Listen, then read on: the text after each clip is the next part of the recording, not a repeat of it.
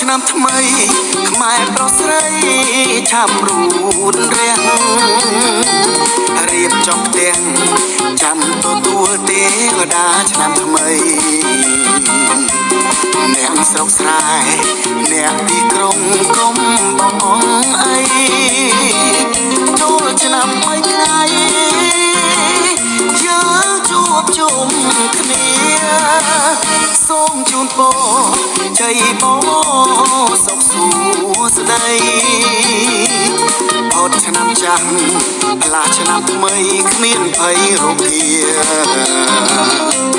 សូមបានសុខឆាផុតទុក្ខទ្រាំធនហូរហៀសូមជោគជ័យដល់ជាតិខែមរា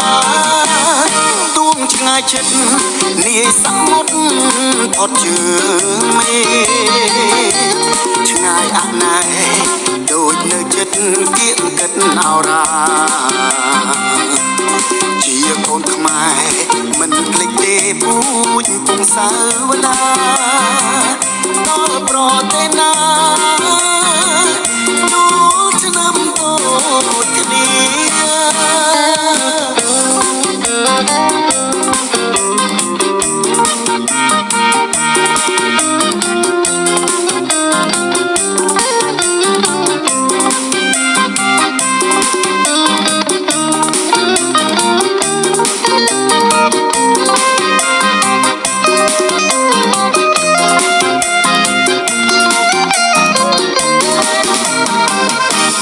ចូលឆ្នាំថ្មីខ្មែរប្រុសស្រីឆាប់រូតរាំងរៀបចំផ្ទាំង